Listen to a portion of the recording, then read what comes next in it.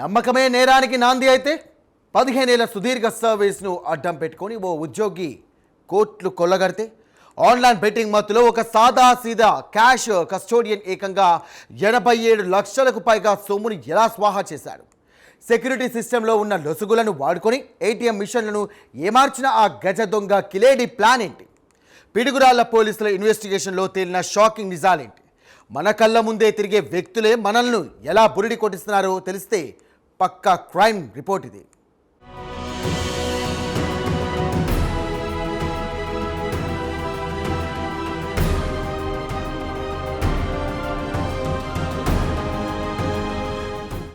మామిడి నరేష్ పేరుకు CMS info సిస్టంలో క్యాష్ కస్టోడియన్, కానీ లోపల మాత్రం పరమ కిలేడి. 15 ఏళ్లుగా అదే సంస్థలో పనిచేస్తూ ఎంతో నమ్మకాన్ని సంపాదించుకున్నాడు. పిడుగురాళ్ల, మాచర్ల వంటి ప్రాంతాల్లోని 6 ఏటీఎంలలో నగదు నింపే బాధ్యత ఈయనది. అయితే ఈ క్రమంలోనే ఏటీఎం లాకింగ్ సిస్టంపై పూర్తి గ్రిప్పు సాధించిన నరేష్ ఒక ప్రమాదకరమైన మోడస్ ఆపరేండీకి తెరలేపాడు.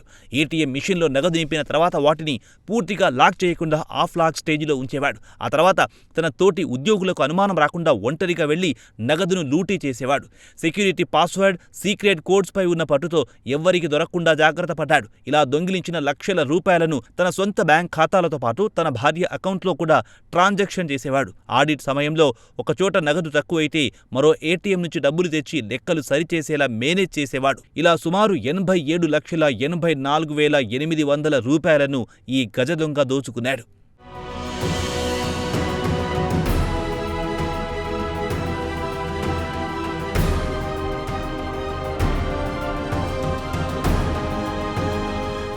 అయితే ఇంత భారీ మొత్తాన్ని నరేష్ ఏం చేస్తున్నాడనే విషయం పోలీసుల విచారణలో వెలుగులోకొచ్చింది. ఆన్లైన్ క్రికెట్ బెట్టింగ్ అనే వ్యసనం నరేష్ జీవితాన్ని నాశనం చేసింది. S365 అనే బెట్టింగ్ వెబ్సైట్ ద్వారా రాజస్థాన్లోని కొన్ని బ్యాంక్ ఖాతాల్లో డబ్బు మళ్లించాడు. ఈ క్రికెట్ బెట్టింగ్ మాయాజాలంలో చిక్కుకుని ప్రతి రూపాయిని పేకాటాల వాడేసిన ఈ ఉద్యోగి చివరికి ఆడిట్ భయంతో పారిపోయేందుకు ప్లాన్ చేశాడు. గత ఏప్రిల్ 10వ తేదీన పిడుగురాళ్లలో జరిగిన ఆడిట్లో సుమారు 65 లక్షల లోటు కనిపించడంతో ఒక్కసారిగా యాజమాన్యం ఉలిక్కిపడింది. అది గమనించిన నరేష్ మరో 22 లక్షలు తీసుకుని పరారయ్యాడు. నమ్మిన బంటే నట్టేటా ముంచాడని తెలుసుకున్న మేనేజర్ అనిల్ కుమార్ వెంటనే పోలీసులను ఆశ్రయించడంతో ఈ సీరియస్ క్రైమ్ ఇన్వెస్టిగేషన్ పట్టాలెక్కింది. రాజస్థాన్ లింకులు, ఆన్లైన్ బెట్టింగ్ నెట్వర్క్ను ఛేదించే క్రమంలో నీతుడి బ్యాంక్ అకౌంట్లను ట్రాక్ చేసిన పోలీసులకు మైండ్ బ్లాంక్ అయ్యే నిజాలు తెలిసాయి.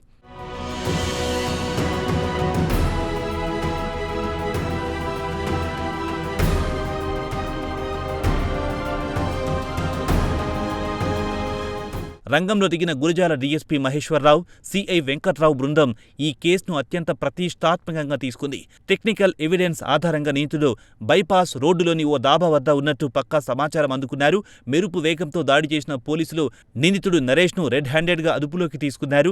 సినిమా ఫక్కీలో జరిగిన ఈ ఆపరేషన్లో నిందితుడి వద్ద నుండి 22 లక్షల నగదుతో పాటు అతని ఇంట్లో ఉన్న మరో 3.5 లక్షలను స్వాధీనం చేసుకున్నారు. మొత్తం 25,53,000 రూపాయలను సీజ్ చేసిన పోలీసులు మిగతా సొమ్ము కోసం రాజస్థాన్లోని బ్యాంకులకు లేఖలు రాశారు. ఆన్లైన్ బెట్టింగ్ ముఠాల మూలాలను వెలికి తీసేందుకు పిడుగురాళ్ల పోలీసులు ఈ కేసును డీప్గా దర్యాప్తు చేస్తున్నారు. మేనేజర్ గారు అనిల్ కుమార్ ఈయన వచ్చి ఒక కంప్లైంట్ లాంచ్ చేశారు. కంప్లైంట్ ఏంటంటే వాళ్ళ క్యాష్ కస్టోడియన్ వ్యక్తి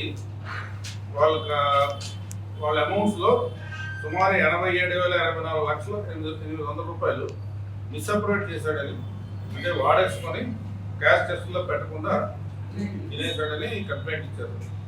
ఆ వ్యక్తి పేరు మామిడి నరేష్ అనుకుంటా. ఆ దగ్గర ఆయన 15 సంవత్సరాల నుంచి పనిచేస్తున్నట్టు మొత్తం. ఆయన మెయిన్ ఉద్యోగం ఏంటంటే ఏటీఎంస్ ఉన్నాయి, ఒక 6 ఏటీఎంస్. ఆ ఏటీఎంస్లో సిఎంఎస్ తరఫున ఈయన క్యాష్ తీసుకెళ్ళి డిపాజిట్ చేస్తారు. ఈ సిఎంఎస్ వాళ్ళు వారం ఒకసారి వెళ్ళి వాళ్ళు ఆడిట్ చేస్తారు. వీళ్ళు ఆడిట్ చేసినప్పుడు వాళ్ళు లెక్క చేసుకుని చూసుకుంటే 87 లక్షల దగ్గర తగ్గాయి. దాని మీద ఈయన మీద అనుమానంతో మనకి రిపోర్ట్ ఇచ్చారు. ఆ రిపోర్ట్ని మన సిఏ గారు ఆధ్వర్యంలో నాగరాజు ఎస్ఐ గారు అండ్ సిబ్బంది ఏఎస్ఎస్ శ్రీనివాసు, మేనేజర్ కొండలు, వెంకట్, హోంగార్డ్ రాము టీం ఫామ్ అయ్యి దీని మీద ఎంక్వైరీ చేసి ఈరోజు ముద్దాయిని బైపాస్ రోడ్లో 11 గంటలకు ఉదయం పట్టుకొని ఆయన దగ్గర నుంచి 25,53,000 రూపాయలు అమౌంట్ సీజ్ చేశారు.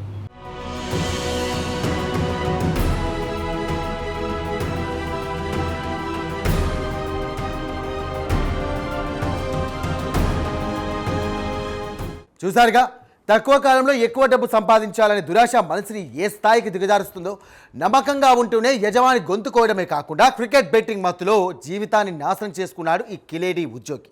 ఇలాంటి అక్రమార్కులకు జైలు ఊచలే అంతిమ గమ్యం. ప్రతి సంస్థ తమ ఉద్యోగులపై సెక్యూరిటీ సిస్టంపై ఎప్పటికప్పుడు నిఘా ఉంచడం ఎంతో అవసరం. ఆన్లైన్ బెట్టింగ్ లాంటి వ్యసనాల బారిన పడి నేరాలు చేస్తే చట్టం ఎవరినీ వదిలిపెట్టదు. కాబట్టి ప్రజలు కూడా అప్రమత్తంగా ఉండాలి.